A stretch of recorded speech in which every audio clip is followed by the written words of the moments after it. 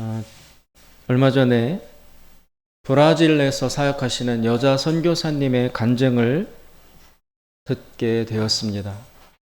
그 선교사님은 간증 시작 부분에 자신을 이렇게 소개를 했습니다. 자신은 원망대학교 불평학과를 수석으로 졸업한 사람이다. 많은 사람들이 그 말을 듣고 웃었습니다. 그런데 저는 그분의 그 자기소개를 들으면서 제 속에 이런 생각이 떠올랐습니다. 아, 나도 그 대학 나왔는데 나랑 동문이구나, 동창이구나. 그리고 그분의 간증 말씀을 들으면서 계속 생각했습니다. 나는 그 원망대학교 불평학과를 몇 등으로 졸업했을까? 그 선교사님은 수석이라고 하셨는데 아마 나는 차석 정도는 되지 않을까? 그런 생각을 하게 되었습니다. 원망이라는 것, 불평, 불만이라는 것은 우리에게 매우 익숙한 주제입니다. 아마도 그 대학을, 그 원망대학 불평학과를 졸업하지 않은 사람들은 별로 없다고 할 수 있을 것입니다. 오늘 우리가 읽은 구약성경의 민수기는 전체 성경 중에서 원망이라는 주제가 가장 많이 나오고 있는 책입니다.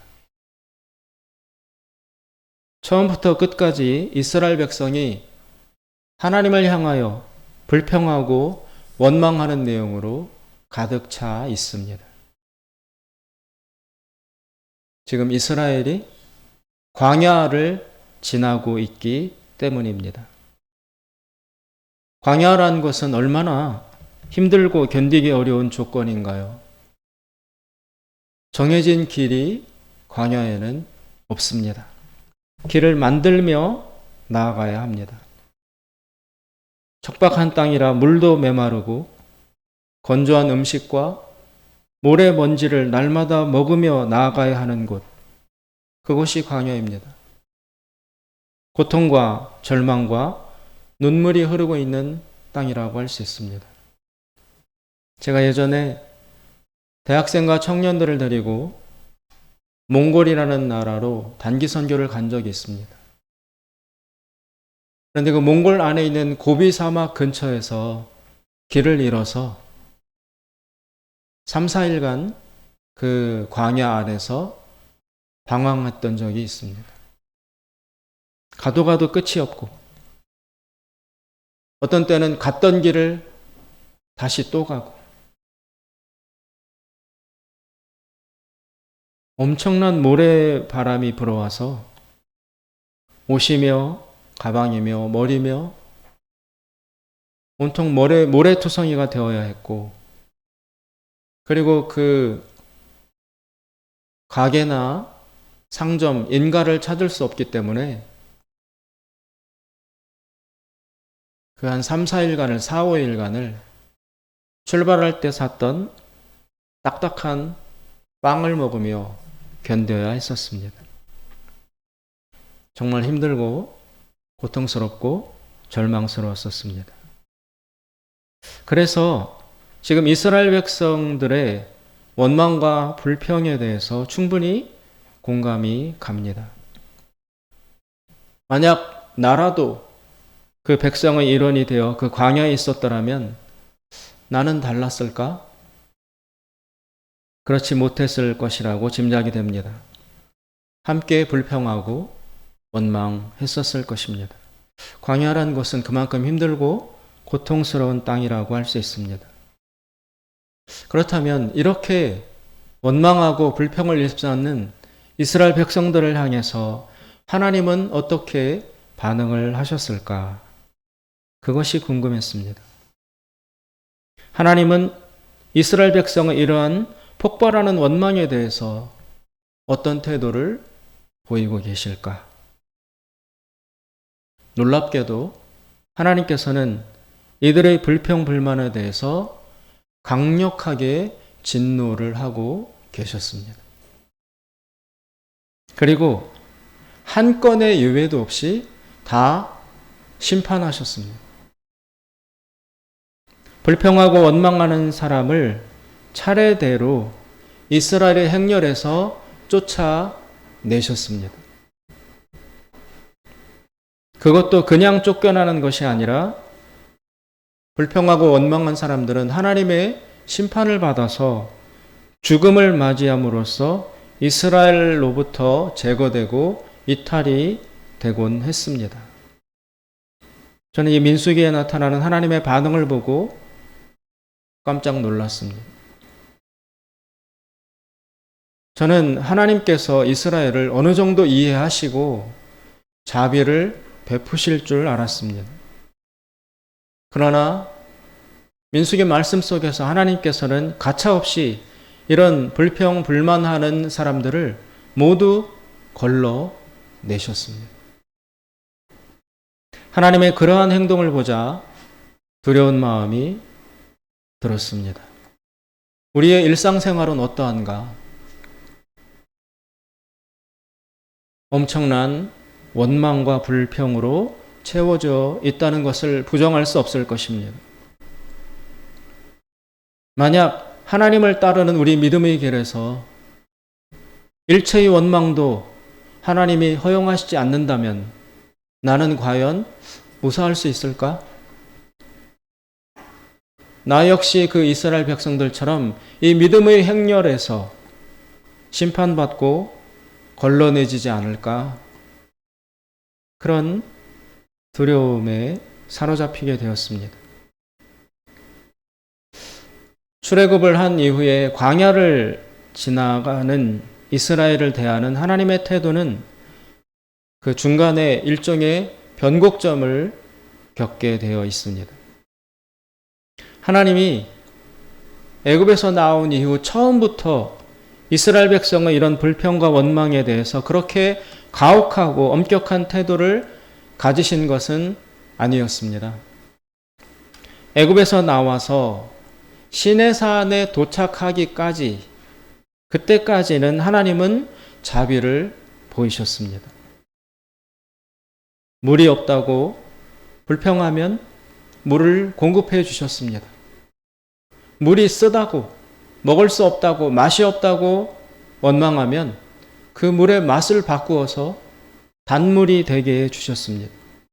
그리고 이스라엘 백성들이 광야를 걸으며 매일 만나만 먹으니까 맛이 없고 힘이 없다고, 오늘 본문에 나온 것처럼 정력이 다 사라졌다고, 그런 식으로 한탄할 때 그 말씀을 들으신 하나님께서는 메추라기라는 새를 구름대같이 보내서 이스라엘 백성들의 진 앞에 떨어지게 함으로써 이스라엘 백성들이 그 메추라기 고기를 구워서 먹도록 충분히 공급해 주시는 그런 자비를 보여주시기도 했습니다.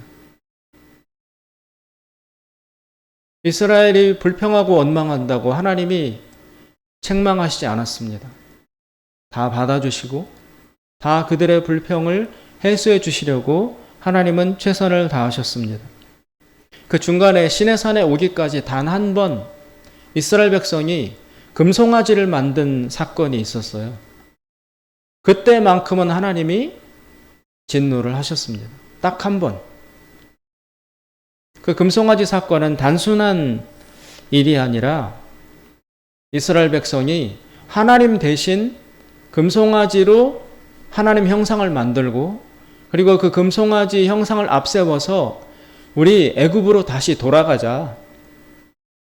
얼마나 힘들고 어렵게 떠나왔던 애굽이었는데 노예 생활을 하던 그 옛 땅으로 이스라엘 백성이 다시 돌아가자라고 하는 엄청난 반역의 시도를 한 것이었기 때문에 하나님이 그때만큼은 그냥 묵과하실 수가 없어서 이스라엘 백성을 징계하셨습니다. 그 한 건을 빼고는 하나님께서는 홍해를 떠나서 시내산에 도착하기까지의 전 과정을 통해서 한 번도 진노를 바라시지 않았습니다. 인자한 어머니처럼 이스라엘을 돌보아 주시고 그들의 어려움에 적극적으로 공급을 해 주셨습니다. 그런데 시내산 이후부터는 달라집니다.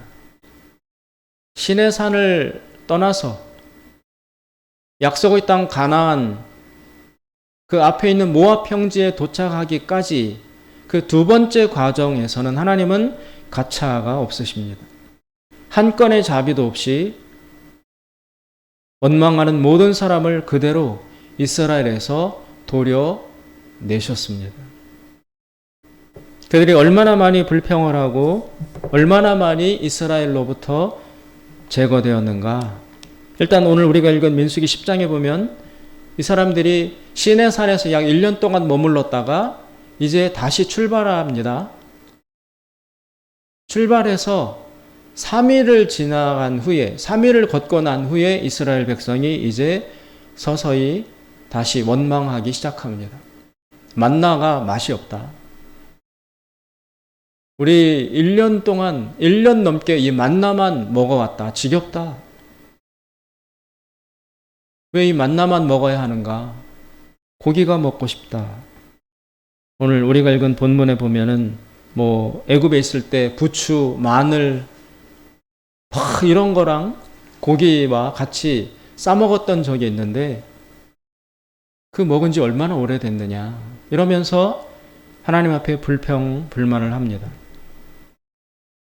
그러자 하나님께서는 그들의 바라는 대로 메추라기를 다시 보내셔서 메추라기가 몇 미터 높이로 쌓일 만큼 이스라엘 백성들에게 공급해 주셨어요. 이스라엘 백성들은 하루 종일 하루낮을 전체 통틀어서 그리고 종야 밤새도록 그 메추라기를 거두어 드렸어요. 욕심껏 이스라엘 모든 백성이 나아가서 메추라기를 다 거두어 드렸어요. 그리고 그 다음 날까지도 메추라기를 거두어서 집집마다 그 거두어 드린 메추라기 양이 엄청났어요. 쌓아둘 곳이 없을 정도로. 그래서 드디어 그 메추라기 고기를 구워 먹기 시작을 합니다. 그러자 아까 본문에 나온 것처럼 그 고기가 씹는 동안 이 사이에 그 고기가 걸려 있을 때 하나님이 치셔서 그 만나에 대해서 불평하고 고기에 대해서 탐욕을 부렸던 수많은 사람들을 하나님이 그곳에서 즉사시키십니다. 또 11장 뒷부분에 가면 모세의 동생 미리암이라는 그 여자 선지자가 모세에 대해서 시기를 합니다. 불평하고 모세에 대해서 원망을 합니다. 그러자 하나님께서 미리암을 죽이시지는 않는데 그 미리암에게 나병, 문득병이 온몸에 나타나게 하심으로써 이스라엘이 머무는 본 진영에 머무르지 못하고 진 바깥에서 쫓겨나서 일주일간을 지내도록 벌을 내리십니다.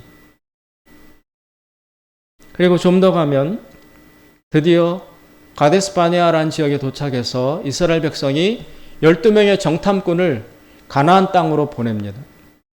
너무나 잘 아시는 것처럼 그 12명의 정탐꾼 중에 10명이 돌아와서 이 땅이 너무너무 좋기는 하지만 우리가 갔더니 그 땅에는 거인들이 살고 있다. 그래서 우리는 이 땅에 들어가는 즉시 그 거인들에게 잡혀 죽을 수밖에 없다. 하나님께서는 왜 우리를 이런 땅으로 인도해 오셨는가?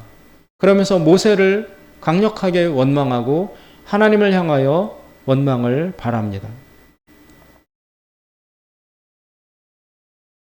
하나님께서는 그렇게 불평불만하고 원망하는 사람, 못 들어가겠다라고 하는 사람들을 전원 광야에서 죽게 하십니다.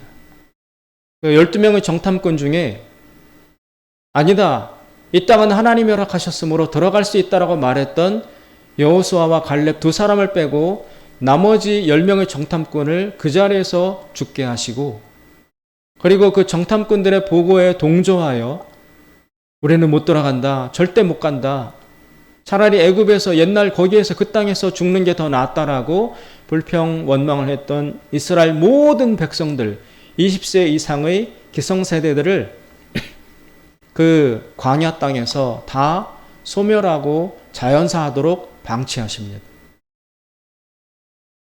이스라엘이 애굽에서 나와서 지금 시내산에서 머물다가 얼마 전에 인구조사를 했습니다. 그랬더니 20세 이상의 전쟁에 나갈 만한 건장한 남자 청년들 그리고 장년들만 60만 명이 계수가 되었어요. 그러면 남자 장년들만 60만 명이면 거기에 부속되어 있는 여자들, 어린아이들, 노인들까지 다 합치면 약 200에서 250만 명이라는 숫자가 산출돼 나옵니다. 그런데 하나님께서는 그 250만 명 중에서 여호수아와 갈렙 두 사람만 살리시고 나머지는 다 그 땅에서 죽게 하십니다. 불평했다고, 원망했다고, 하나님을 믿지 않았다고 심판을 하신 것입니다. 또 16장으로 넘어가면 고라라는 사람이 모세와 아론의 지도력에 불만과 시기심을 품고 반역을 저지릅니다. 그러자 하나님께서는 그 고라 일당 250명이 땅이 갈라져서 땅 속으로 꺼져서 죽게 만드는 심판을 하십니다. 그리고 고라에게 가담했던 사람들, 일반 백성들은 연병으로 14,700명이 죽게 하십니다. 20장에 가면 백성들이 무리바라는 지역에서 물이 또 없다고 원망합니다. 그때 하나님께서는 모세와 아론에게 지팡이로 바위를 쳐서 물을 공급해라 라고 하시는데 여기에서 아주 중요한 사건이 일어납니다. 모세와 아론이 그냥 순하게 물을 공급해 준 것이 아니라 자기들도 이 늘 원망하고 불평하는 백성들에게 화가 나서 모세와 아론도 같이 화를 내고 물을 공급해 줘요. 그랬더니 하나님께서 이 모세와 아론도 심판하십니다. 너희들도 원망했다. 그러면서 너희들 둘도 가나안 땅에 못 들어간다. 그 전에 죽을 것이다. 라고 심지어는 모세와 아론마저도 원망했다는 이유로 하나님이 심판하십니다. 그래서 그 무리바 물 원망 사건이 있은 직후에 20장 후반부에 가서 바로 아론이 죽습니다. 그리고 21장에 가면 광야를 지나다가 에돔이라는 나라의 땅이 나왔어요. 그 에돔이라는 땅을 그냥 통과하면 빨리 갈 수 있기 때문에 이스라엘 백성이 부탁을 했어요. 그런데 에돔이 거절했어요. 그래서 이스라엘 백성이 힘들게 에돔 땅을 우회해서 한참을 돌아갔어야 되는 일이 생깁니다. 그러자 이스라엘 백성이 또 원망합니다. 힘들다고. 왜 이런 길로 우리를 이끌어 왔냐고. 그러자 하나님께서 그 백성들의 원망 소리를 들으시고 불뱀을 보내셔서 수없이 많은 사람이 뱀에 물려서 죽도록 심판을 베푸십니다. 또 22장 넘어가면 발람이라는 주술사가 저주를 해서 그 땅에 살고 있는 그 미디안 여자들이 음란하게 이스라엘 백성의 남자들을 유혹해가지고 이스라엘 남자들이 그 유혹에 넘어가서 음란한 행동을 하고 바알이라는 우상에게 넘어갑니다. 그러자 하나님이 연병을 보내셔서 무려 24,000명이 죽습니다. 그리고 최종적으로 가나안 땅에 들어가기 직전에 모세도 죽습니다. 이 모든 일련의 과정을 통해 볼 때 민수기에 백성들의 원망도 많이 나타나지만 그러나 그 원망에 대해서 하나님도 일체의 양보도 없이 족족 다 심판하십니다. 죽이고 땅 속으로 꺼지게 하시고 불뱀에 물려 죽고 질병에 걸려 죽게 하고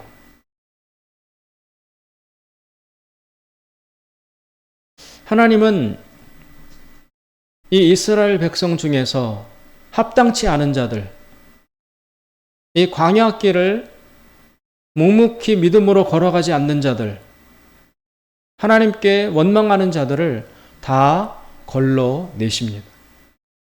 다 걸러내요. 필터링을 하십니다. 제거시키십니다. 그래서 불평불만하지 않는, 원망하지 않는 사람들만 남기면서 가나안 땅 앞에까지 이끌고 가십니다. 그렇다면 왜 하나님께서는 시내산 이후에 이렇게 돌변하시는가? 왜 하나님은 시내산을 떠나면서부터 백성들에게 일말의 자비도 베푸시지 않는 것일까? 이런 질문을 하게 됩니다. 그 까닭은 이렇습니다. 바로 시내산에서 1년 동안 머무르는 동안 하나님은 이스라엘에게 새로운 정체성을 부여해 주셨기 때문입니다. 애굽에서 나와서 광야를 걷다가 중간에 시내산에서 머물렀고 그리고 다시 출발하여 가나안 땅 앞에까지 진행하는 것이 광야의 여정입니다. 그런데 시내산 이전의 하나님과 시내산 이후의 하나님은 180도 다른 분이십니다. 왜 그렇게 변하시는가? 왜 이스라엘을 다르게 대하시는가? 바로 시내산에서 이스라엘에게 새로운 정체성이 주어졌기 때문입니다. 하나님과의 언약이 체결이 되었고 이스라엘에게 새로운 소명과 사명이 부여되었습니다. 너희들은 그냥 애굽에서 나온 것이 아니다. 너희들은 그냥 공연히 이유 없이 이 광야를 지나가고 있는 것이 아니다. 너희는 애굽에서 노예로 살아갈 민족이 아니었다. 가나안이라는 새 땅에 들어가서 모든 인류에게 모범이 되고 모든 다른 나라의 사람들을 위해서 중보하고 대속하는 제사장의 나라로 세우기 위해서 너희들은 선택받았고 뽑힘을 받은 사람들이다. 그것이 너희들의 정체성이다. 그러니 이 정체성에 부합하도록 너희들은 살아가야 된다. 시내산 이전까지는 이 정체성에 대해서 흐릿했다 할지라도 시내산 이후부터는 너희들은 이 새로운 정체성을 가지고 이 소명과 사명에 적합하도록 행동하고 살아가야 된다. 너희는 내가 그 비전을 위해서 따로 특별히 선택한 백성이므로 그 비전을 이루기에 합당하도록 너희들을 가져가야 된다. 하나님이 분명하게 말씀하시는 것입니다. 그래서 하나님께서는 시내산을 떠난 이후부터는 이스라엘에게 조건 없이 동조해 주시고 용서해 주시는 것을 중단하십니다.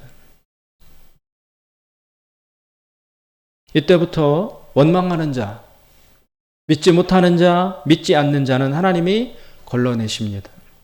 그들이 원하시는 대로, 그들이 원하는 대로 이 광야의 행렬에서 이탈하도록 해주십니다.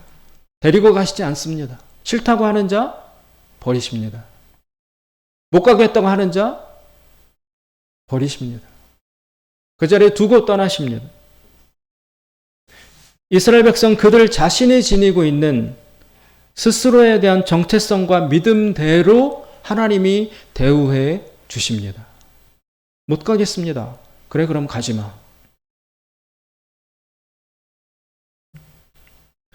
한 가지 예를 들면 이스라엘 백성이 그 가나안 땅의 앞에서 정탐꾼으로 들어갔다가 나온 사람들이 보고하는 말 중에 이런 내용이 나옵니다. 그 거인, 가나안 땅에 살고 있는 거인들과 비교해 보니까 우리는 메뚜기 같아요. 메뚜기밖에 안 돼요. 너무 작고 초라하고 무력합니다. 우리 메뚜기 같은 자들이 저 땅에 들어가서 거인들과 싸우면 백전백패합니다. 라고 이야기한 적이 있습니다. 그러자 하나님께서는 그들이 가진 그 메뚜기라는 자아 정체성 그대로 광야에서 메뚜기처럼 이리저리 방황하다가 자연사에서 소멸하도록 방치해 주십니다. 그리고 어떤 사람들은 이렇게 이야기합니다. 야, 이렇게 고생할 것 애굽에서 그냥 있으면서 거기서 죽는 게 차라리 더 나았다. 거기는 매장지라도 있지. 여기는 사막이라 죽어도 묻을 곳도 없지 않느냐. 애굽에서 차라리 거기서 죽는 게 지금 이렇게 사는 것보다 더 나았을 거야 라고 말하는 사람들에 대해서는 그 자리에서 그들을 죽여 주셨습니다. 이 본문을 묵상하면서 민수기 전체를 바라보면서 저는 깊은 고민에 빠졌습니다. 만약 하나님께서 이렇게 엄격하게, 이렇게 무자비하게 원망하고 불평하는 자들을 징계하시고 심판하시고 제거하시고 걸러내신다면 누가 과연 살아남을 수 있을까? 어떤 사람이 이 믿음의 행렬에서 이탈하지 않을 수 있을까? 저 자신을 포함하여 이런 두려움에 빠지게 되었습니다. 그러면서 은혜는 어디 갔는가? 그토록 사랑의 하나님이시라고 자부하고 공언하셨는데 이 광야의 길에서 하나님의 사랑과 자비와 용서와 은혜는 왜 이토록 찾아볼 수 없는가? 이런 무섭고 두려운 분이라면, 그런 하나님이라면 우리는 과연 그 하나님 앞에서 무사할 수 있을까? 하나님과 지속적으로 동행할 수 있을까? 구원받을 수 있을까? 라는 의문과 두려움에 빠지게 되었습니다. 근데 아무리 민수기 전체를 뒤져보아도 하나님은 여전히 그런 분이세요. 가차없이 심판하십니다. 1분의 고려도 없이 그들이 원하는 대로 그들의 정체성 그대로 돌려주십니다. 버리고 떨어뜨리고 이탈시키고 죽게 만들고 마치 눈에는 눈, 이에는 이처럼 하나님이 한치의 양보도 없이 모든 원망에 대해서 철저하게 대응하시는 모습을 보면서 숨이 막혔어요. 어떻게 해야 이 말씀 속에서 우리가 살 길을 찾아낼 수 있을까? 그래서 오랜 시간 이 말씀을 품고 묵상을 할 수밖에 없었습니다. 제가 자주 말씀드리는 것처럼 말씀을 묵상한다는 것은 마치 젖어 있는 나무, 물이 흐르는 촉촉한 나무에 긴 시간 불을 붙여서 그 젖은 나무가 불타오르게 만들기까지의 과정과 유사하다고 제가 말씀드린 적이 있습니다. 말씀이 어려울 때, 하나님 말씀에서 빛을 찾을 수 없을 때, 은혜를 발견할 수 없을 때 방법은 한 가지밖에 없습니다. 젖은 나무에 불 붙이고자 하는 마음과 인내의 심정으로 그 말씀을 지속적으로 품고 묵상하고 고민하고 생각하고 기도하며 기다릴 수밖에 없습니다. 그래서 이 본문 처절한 잔인하고 무자비한 하나님의 행동이 나오는 이 민수기 말씀을 품고 묵상을 할 수밖에 없었습니다. 길고 긴 시간 이 말씀 속으로부터 은혜를 찾고자 묵상하고 난 끝에 저에게는 이런 깨달음이 찾아왔습니다. 여기에 나오는 이스라엘이라는 민족, 그리고 그 속에 들어있는 개별적인 한 사람 한 사람의 인간들, 그 이스라엘 전체 중에서 불평하는 사람은 쫓겨나고 죽임당하고 걸러집니다. 그렇다면 우리는, 오늘 이 말씀을 읽고 있는 우리는 이 이스라엘과 그 속에 있는 불평불만하는 한 사람의 백성들과 이 누구와 우리를 일치시켜야 될까? 그런 생각을 하던 끝에 이런 깨달음을 갖게 되었습니다. 여기 나와 있는 이스라엘 전체가 어떤 나라에 대응하는 것이 아니라 우리라는 한 사람의 자아에 대응한다는 것입니다. 내가 바로 이스라엘이라는 한 나라와 같은 존재이다. 그래서 그 이스라엘 안에서 광야를 지나며 불평불만하는 개별 인간들이 계속 제거되고 계속 걸러지고 계속 쫓겨나는 이 과정을 그럼 어떻게 이해하느냐? 나라는 사람 속에, 나라는 자아와 영혼 속에 불평하고 원망하는 그 한 부분, 죄성으로 물들어서 하나님께 합당하지 못한 그 어두운 한 부분, 내 자아 속의 한 부분들이, 그런 것들이 하나씩 하나씩 제거되고 깎여나가고 죽어져 나아가는 것이 바로 이스라엘이 광야길을 지나면서 원망하는 자들이 하나씩 하나씩 제거되는 것과 일치하다라는 것을 알게 되었습니다. 그래서 우리가 이스라엘 백성 중에 한 사람과 대응을 한다면 그 광야를 지난 이스라엘 백성 중에 불평하고 원망하는 한 사람 한 사람들이 다 죽임당하고 제거되는 것처럼 나도 하나님 앞에 제거될 수밖에 없습니다. 심판받을 수밖에 없습니다. 그러면 우리에게는 길이 없습니다. 소망이 없습니다. 그것이 아니라 이스라엘이라는 한 나라 자체가 나라는 한 사람의 자아와 일치한다는 것입니다. 그래서 그 속에서 개별 백성들이 심판받아 죽어져 나간다는 것은 내 자아 속에 들어있는 수많은 죄된 부분들, 악한 부분들, 하나님께 합당하지 못한 자아의 일부분들, 그런 것들이 하나씩 하나씩 도려내지고 죽임당하고 걸러내지는 그 과정이 바로 이스라엘이 광야를 걸어가는 과정과 일치한다는 것입니다. 그래서 그래서 우리가 광야에 들어와 있구나.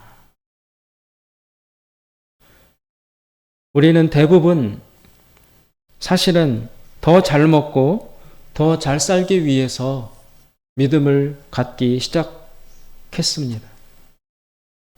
다른 말로 하면 기복신앙이라고도 할 수 있습니다. 좀 더 평안하기 위해서, 좀 더 행복하기 위해서, 그리고 좀 더 잘 살고 건강하고 물질적으로도 풍요롭기 위해서 그런 걸 바라는 마음으로 대부분의 사람들이 신앙생활을 시작합니다. 그것이 바로 믿음 생활의 동기요 목적이었습니다. 그런데 많이 겪어보셨겠지만 시간이 흐르면서 우리가 하나님을 통해서 바라고 원했던 그런 평안한 삶, 축복된 삶은 사실 찾아오지 않고 오히려 원치 않는 고난이 찾아오는 것을 많이 경험해 보셨을 것입니다. 그러면서 당황하게 됩니다. 나는 이런 것을 위해서 교회 나온 게 아닌데, 이런 걸 바라고 신앙생활을 시작한 게 아닌데 왜 나에게 고난이 주어지지? 왜 내가 오히려 신앙생활한 이후에 더 광야 속에 들어가게 되는 것이지? 라고 흔들리고 두려워하고 곤혹해합니다. 낯설어합니다.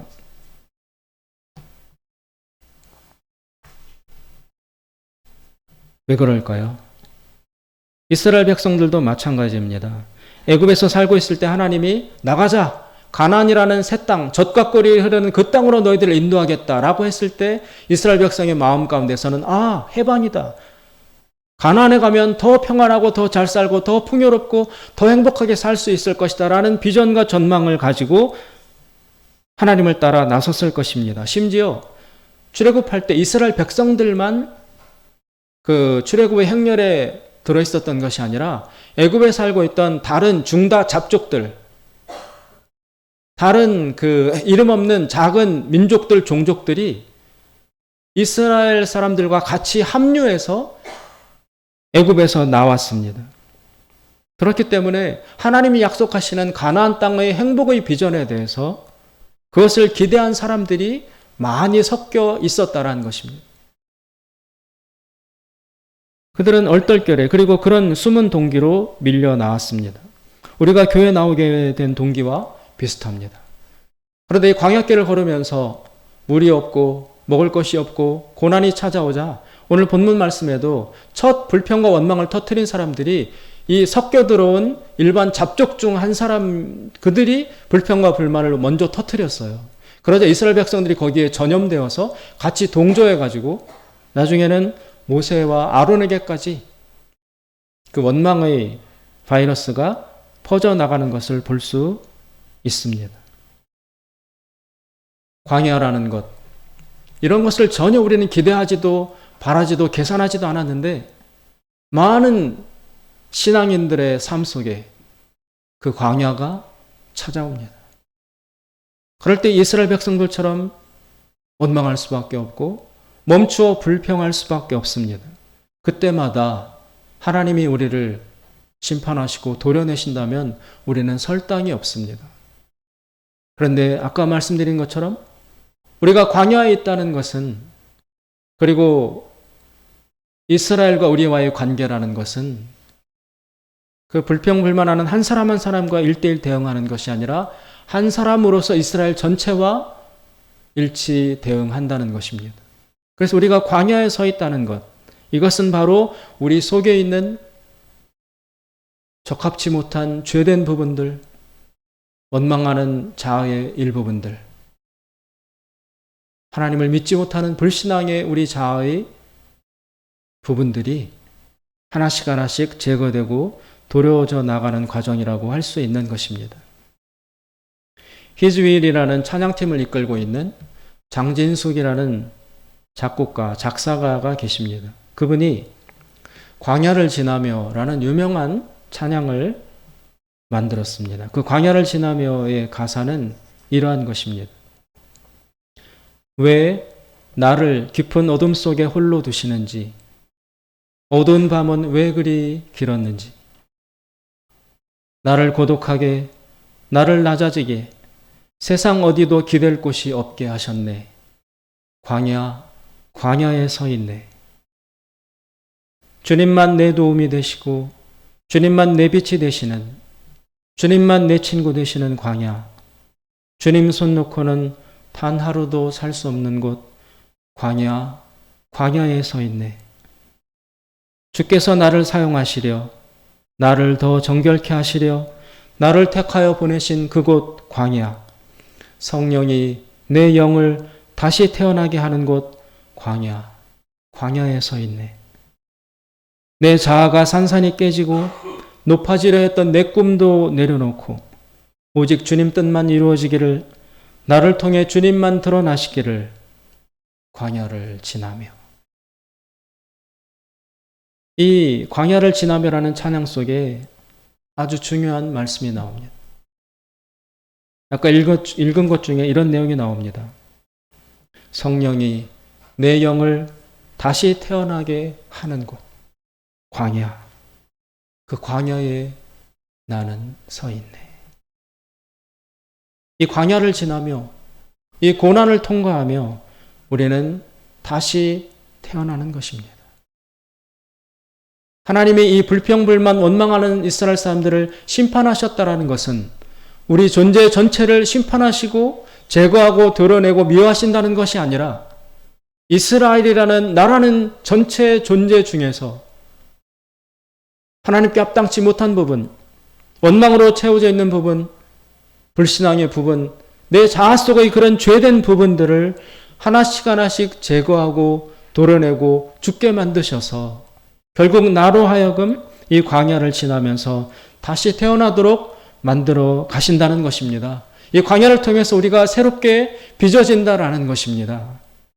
그래서 형편없던 불신앙의 사람, 죄악의 사람으로 살았던 애굽에서의 나로부터 이 광야를 통과하여 새 사람이 되어 가나안이라는 새 땅에 들어가도록 만드시는 그 과정이 바로 광야라는 것이고, 그 광야 속에 우리는 지금 서 있는 것입니다. 우리에게 다가온 이 고난은 그런 의미가 있는 것입니다. 해마다 11월이면 유명한 다니엘 기도회라는 것이 열립니다. 전국에서 수많은 사람들이 이 기도에 참여하고 많은 간증자들이, 강사들이 앞에 나와서 자신들의 삶을 증언합니다. 그 다니엘 기도회 중에 어떤 한 분이 계셨어요. 여자분인데 그분이 이런 간증을 하셨습니다. 이분은 그 탤런트이기도 한데 결혼해서 딸을 낳았어요. 근데 그 딸이 30개월쯤 되었을 때 어느 날 어린이집에서 전화가 걸려왔답니다. 그 전화의 내용인 즉슨 이분의 딸이 그날 어린이집에서 놀다가 쓰러져서 경기를 했다는 거예요. 그래서 자신의 집안에는 그런 그 병력도 없고 유전적인 요소도 없는데 웬일인가, 일시적인 것이 아닌가? 그래서 병원에 가서 조사하고 찾아보았더니 소아뇌전증, 즉 간질이라는 질병이라는 병명이 나왔습니다. 그리고 이 30개월 된 딸아이는 더 나빠집니다. 하루에 30번, 40번씩 쓰러져 경기를 하는 거예요. 경련을 일으키고 정신을 잃는 거예요. 그래서 약을 투여하기 시작합니다. 한 알, 두 알, 세 알, 네 알, 다섯 알, 여섯 알. 네 알 이상 먹으면 중환자로 분류되고 이 약이 너무 강력하고 독하기 때문에 네 알 이상의 약을 먹으면 반드시 중추신경계에 이상을 일으켜서 장애자가 될 수 없다면 걸을 수 없게 되거나 말을 못하거나 그리고 일시 한꺼번에 뇌가 망가져서 식물인간이 되든지 그렇게 될 수밖에 없는 그런 형편 중에 자기 딸이 있다는 걸 알았습니다. 그래서 신촌 세브란스 병원에 전문가가 있어서 입원을 했는데 의사들도 손을 못 대는, 어찌할 수 없는 거예요. MRI를 찍어도 병변이 밝혀지지도 않고, 약을 썼더니 4알에서 5째 알을 썼더니 좋아질 줄 알았는데 하루 3, 40번 하던 경기가 하루 70번, 80번으로 증가하고, 그리고 그 소아 그 병동에 수많은 아이들이 그 병을 앓다가 일순간에 뇌가 파괴되어서 식물인간이 되고 정신지체화가 되는 그런 그 현장 속에 이분도 자기 딸을 데리고 입원해 있었습니다. 그냥 평범한 신앙이었던 이분이 그 세브란스 병원 소아과 병동 안에 마련되어 있는 기도실을 이제 찾아갑니다. 하나님밖에 없으니까. 기도도 열심히 하지 않던 평범한 자기에게 찾아온 이 광야, 이 고난 앞에서 이분은 이제 하나님을 부르며 기도하러 나아갑니다. 저희 큰아이도 그 세브란스에 입원했던 적이 있어서 아기 때 그 소아과 병동 안에 기도실, 예배실이 어떤 곳인지 저도 압니다. 저도 가서 기도를 한 적이 있습니다. 그곳에 가서 날마다 기도합니다. 아이는 더 악화됩니다. 다른 사람들에게 간절히 중보 기도를 부탁하고 이분도 열심히 기도해 나가던 어느 날 하나님이 말씀해 주셨어요. 응답해 주셨어요. 내가 고치리라. 내가 치료할 것이다. 내가 변화시킬 것이다. 이 분은 너무너무 기뻤어요. 하나님이 고쳐주신다니까, 하나님이 바꾸어주신다니까 너무너무 기쁘고 감사했어요. 그런데 그 다음 하나님의 말씀이 또 들려왔습니다. 나는 고칠 것이다. 나는 치료할 것이다. 나는 변화시킬 것이다. 누구를? 너를. 너희 딸을 통해서 나는 너를 고칠 것이다. 너를 변화시킬 것이다. 하나님이 이렇게 말씀하셨다는 거예요. 그리고 이 아이의 투병 과정을 겪고 거치고 지나가면서 마침내 사실 그대로, 하나님 말씀 그대로 이 딸아이가 치료받은 것은 물론이거니와 이 딸아이를 통해서 다가온 고난과 고통과 이 광야 때문에 이 믿음 없던 불평불만과 원망으로 가득 차 있던 불신앙으로 채워졌던 이 엄마의 영혼이, 엄마의 자아가 고쳐진 것입니다. 애굽에서 살던 불신앙인과 다를 바 없이 살아가던 이 엄마의 영혼이, 그 자아가 이 광야를 지나면서 원망하는 자아 속의 각 부분들이 하나님께 심판을 받고 징계를 받고 불로 지짐받고 제거되고 필터링 받아서 이제 다른 사람을 위해서 기도하는, 감사하는, 사랑을 전하는 이 엄마의 이름, 예명이 예랑이에요. 예랑. 무슨 뜻이냐? 예수님의 사랑. 그게 이분의 예명이에요. 이름만 예랑이었지만 지금은 말 그대로 진정한 예수님의 사랑의 사람이 되어서 수많은 사람들을 위해서 중보하고 기도하고 간증하고 복음을 전하는 그런 사람으로 변하게 되었습니다. 사랑하는 여러분, 우리는 지금 광야에 서 있을 수 있습니다. 뜻밖의 찾아온 고난 앞에 힘겨워할 수도 있습니다. 그러나 이 고난은 나를 죽이려고, 나를 망가뜨리고 망하게 하려고 찾아온 것이 아니라 이 광야를 통과함으로써, 이 광야를 지남으로써 내 자아 속의 불신앙의 부분들, 하나님께 합당치 못한 죄된 부분들, 어둡고 악한 부분들, 바로 그 부분들이 하나님의 심판의 불로 징계받고 도련님 받아서 순결하고 거룩한 하나님의 일꾼과 백성으로 다시 태어나도록 만들기 위해서 이 고난이 주어져야 됐다는 사실을 반드시 믿어야 합니다.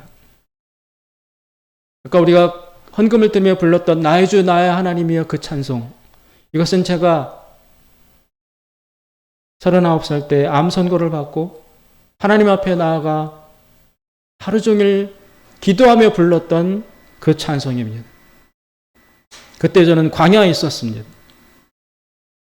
광야를 지나고 있었습니다. 깨뜨릴 옥합도 없었고 하나님께 드릴 향유도 없었습니다. 그러나 하나님께서는 저항할 수 없는 은혜로 제 속의 죄악된 부분을 빚으셔서 하나님 앞에 쓰임받을 수 있는 일꾼으로 만들어 오셨습니다. 시편 136편에 보면 이런 말씀이 나옵니다. 그의 백성을 광야로 인도하신 하나님께 감사하라. 왜냐하면 그 하나님은 자비하심이, 용서하심이, 인자하심이 영원하기 때문이다. 하나님께서 우리를 광야로 인도하시는 것은 우리를 심판하여 제거하고 도려내고 밀어내기 위해서가 아니라 이 광야를 통해서 더 순결한, 더 거룩한, 더 합당한, 더 아름다운 하나님의 사람으로 만들어 내시기 위한 것임을 믿어야 합니다. 그런 사람만이 이 광야를 통과하여 약속된 가나안 땅으로 들어갈 수 있습니다. 기도하겠습니다. 자비로우신 하나님 아버지, 광야를 지나고 있습니다. 물이 없고 건조하고 모래바람만이 불어오는 고난의 땅입니다. 그러나 이 광야는 하나님이 우리를 버리신 것의 증거가 아니라 오히려 우리를 선택하셨다고, 나를 빚어가시겠다고, 나를 하나님의 사람으로 만들어 가시겠다는 하나님의 사랑의 약속임을 우리로 알게 하여 주시옵소서. 그래서 불평과 원망하는 내 자아의 일부분을 모두 다 도려내고 성화되어서 하나님께 쓰임받는 귀하고 아름다운 주님의 사람들 되게 하여 주시옵소서. 예수님의 이름으로 기도드리옵나이다. 아멘.